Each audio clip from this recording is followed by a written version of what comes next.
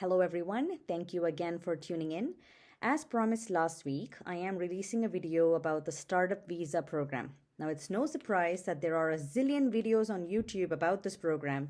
I'll explain why this program is so much in demand, who can qualify, what are the costs involved, time frame to get your PR, and a few other important points which isn't covered by anyone else. So please watch till the end. For those of you who are new to this channel, we are an ICCRC certified Canadian immigration company. Our main area of focus is on business and investor immigration. We work on programs like the international mobility programs, startup visas, provincial entrepreneurship programs, and business visas. Now, we do put a lot of time and effort in bringing out valuable content for you that isn't really covered by many others. So please do consider subscribing to our channel. We help answer those pressing questions you have about some of the more complex immigration programs. And if you do like what you see today, please hit the like button. So now let's jump right in. So what really is the Startup Visa program? Now, this is the information that is all over the internet and on the Canadian government's website. So let me take a few minutes and lay it out here quickly for those of you hearing about it for the first time. Now, the Startup Visa program by the federal government targets immigrant entrepreneurs with skills to build businesses in Canada, very simply put. The key word here is skills. So the idea for the startup has to originate from outside of Canada. Now, the startup has to be innovative. For example, a unique software app to remove pain points in different sectors like healthcare or manufacturing, energy, retail, financial services, etc. The startup cannot be like a restaurant or buying an existing franchise, for example. Through this startup, the founder with the business idea and 4 other partners, so a group of 5 applicants in total, can club together to get the support of a VC, which is a venture capital, angel investor, or a business incubator, and then apply for permanent residence. Now let's look at the requirements more closely. The first is to have a qualifying business. Now remember that only one qualifying business is needed for a group of 5 applicants. Now this could be one founder with an idea, like I said before, and then the 4 others can be partners or investors. The second requirement is to attain the letter of support from a government-designated venture capital VC, angel investor, or a business incubator. Now, if it is support from a VC, then a minimum of 200,000 Canadian dollars commitment is needed. It's a $75,000 minimum commitment from angel investors and just a letter of support from business incubators with no minimum commitment. Now, the third requirement is a minimum score of CLB 5 in IELTS for each applicant. I'd like to emphasize here that CLB 5 is just the minimum. I think it's needless to say here that the higher the IELTS score, the better. And the last requirement is to show that you and your family have enough funds to settle here in Canada comfortably. Now, if you look at the proof of funds requirement for express entry, the same table can be used for this program as well.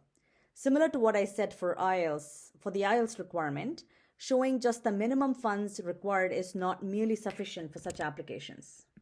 Now let's talk specifically about applicant requirements. In the previous slides, we talked about the startup visa requirements in general that most other videos talk about as well. In this slide, we will cover everything about the applicants in the startup visa application. Now, the first and the most important point is for the applicant to have relevant experience that can assist in managing and running the startup, building it up, and scaling it. This relevant experience should be showcased very clearly in the application. So if someone has no experience but is making up a resume and other documents to show for their experience, well, please just know that the immigration officers can see through all of this. The next is to have a good enough personal net worth. In the previous slide, I did talk about the proof of funds requirement, but I also said that it is really the bare minimum, and in most cases, it's not sufficient for this application. For example, if someone is investing, say, $200,000 in the business, but has just the minimum around $20,000 and odd in their personal bank account, it somehow doesn't add up and will mostly call for a difficult application. Some applicants have a ton of cash, but nothing to show for in their bank account. I'll just say that in that case, this is going to be a very difficult application as well. Another important aspect to consider is if all applicants in the application are from the same region, and if not, have a very clear explanation of how this person from a different region is part of the startup. Any excruciating circumstances need to be clearly explained. For example, if an Indian citizen is settled in Dubai, the other partners can be either from Dubai or India. They cannot be, for example, an American citizen in the US who has no ties with either India or Dubai. Now, this requirement is more in lines with how genuine the application is. We need to go to great lengths to prove how the team came together and how they know each other, and hence keeping them all in the same region makes the most sense. The next requirement is to get a police clearance certificate. Maybe I should have placed this as the first requirement because it's so important. Any criminal charges make the applicant inadmissible to Canada no matter how high their net worth is, even if they own half the world. So this is quite important. And the last requirement is to get an upfront medical exam done by an approved panel physician. Because healthcare is free, well, I should say almost free, one has to still pay for prescription medications and dental care and such, but for the most part, it's free. When an applicant applies to make an entry into Canada, we would like to ensure that people's existing health issues will not overburden the healthcare system. We call this excessive demand. To explain more clearly, if the treatment of an applicant's health issue will cost the healthcare system more than 24,057, I think, from the last time I checked, Canadian dollars per year, then that applicant's application for permanent residence can be refused. Now let's talk about timelines. Now this is a complex application with many intricate components and several parties involved, so it can take anywhere from 4 to 6 months to put the application together. I'd say 6 months is more realistic, and in some cases it may even take longer if the application has all 5 applicants. Once the PR is applied for, it can take anywhere from 18 months to 2 years to get the PR. In the meanwhile, applicants can apply for a work permit that will allow them to come to Canada to work on their business and make headway. Now, this will be a closed work permit, which will allow the applicant to only work for the business that they're investing in. Now, getting this work permit may even help to prove to immigration that they have taken their role seriously and have begun making progress on their business even before they get their PR. Progress could mean many things, like getting an office space, hiring relevant talent, marketing efforts, lining up client meetings, and such. So now let's talk about what is happening in the market these days for this program versus what calls for a genuine application. Now, the Startup Visa program, as you all are aware, is being marketed worldwide like it's nobody's business. Some companies are charging clients anywhere from $200,000 to $400,000 for this program, and some are even guaranteeing permanent residency status for the applicants and their families.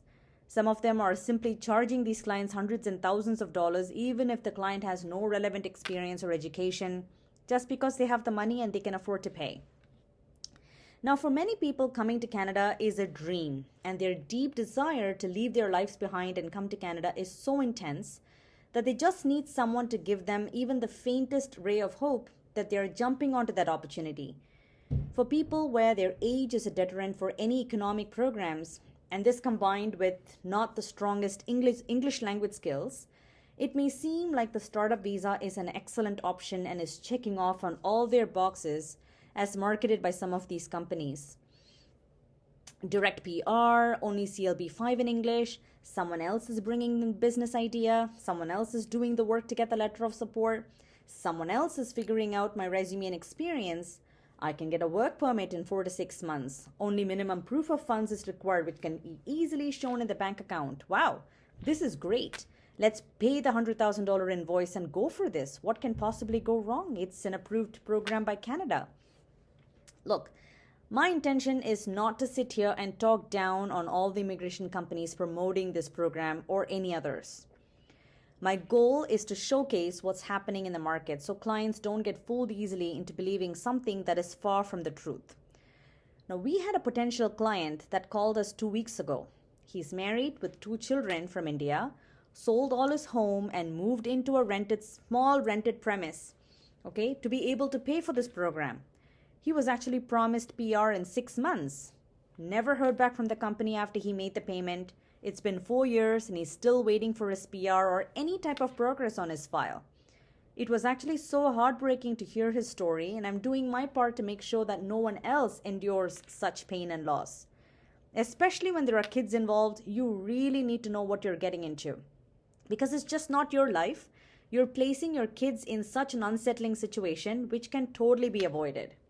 So please do your due diligence before you find a company to work with, and always make sure you're working directly with a licensed immigration consultant or a lawyer. So now let's talk about what is a genuine application. Now, there are many immigration consultants and lawyers who are genuine and can work with you to put an application together for the startup visa program. Please note that I said many and not all. Even if you're working with a licensed immigration consultant or lawyer, you will need to do your due diligence. Ask questions about how they will qualify you, how they help you qualify the business, how they will assist you in getting the letter of support, the process from start to finish and such. Get a feel for their ethical standards, which is so important and will save you thousands of dollars. Now, a genuine application is this, that there really is a fantastic business opportunity in most cases, which is revenue generating in the country that they are originating from, has an excellent founder behind this idea who now wants to team up with a few other resources that has the capital and the skills needed to grow this business in Canada. Now, the extent of how genuine the application is can be determined by the way the team is put together, the skills of the team members, and how relevant it is to grow the business in Canada, how long it takes to receive the letter of support, what is the process to be followed until the letter of support is received. For example, there is a big red flag if someone tells you that they can get you the letter of support from an incubator in 48 hours with no time commitment from your end. If you hear this, just run. And in terms of the team size, even though a group of 5 applicants can apply, the sweet spot should be 3 to 4 max members. Businesses can neither be a one-man show nor have 5 applicants apply together, making it seem like too many people are piggybacking on one great idea to get permanent residence. And finally, I'd like to leave you with my thoughts on the letter of support that you get from either a VC, angel, or business incubator.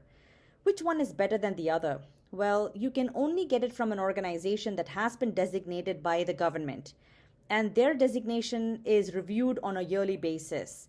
Many organizations that were designated before lost their status due to activities like I mentioned earlier. So in our view, getting the letter of support from either a VC or an angel is better than getting it from a business incubator.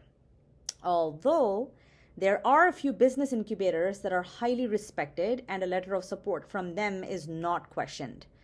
VC or an angel is better simply because a minimum investment from them is needed, right? So between the two, a VC is even better as they invest in businesses that are generating revenues, and these businesses typically have an excellent scope for growth and success. Even though it may be slightly more difficult to get a VC to give out the letter of support, it may make sense to seriously consider this as opposed to an incubator that gives out the letter of support after a 4 to 6 month program and paying their fee around $30,000 to $60,000 depending on the incubator. A letter of support from a VC instantly adds credibility, and it's the case with some angel investors as well. Ultimately, you need to just be absolutely sure who you're working with and who is issuing your letter of support, the reputation of that organization, how long they have been designated, etc. Now, the one thing that immigration officers look at is how genuine the application is. So even the slightest doubt or things are not adding up, the application can be rejected even with the letter of support. Hope you found this video useful and it was worth your time to watch till the end. Please hit the like button and consider subscribing to our channel. Until we meet next, ciao.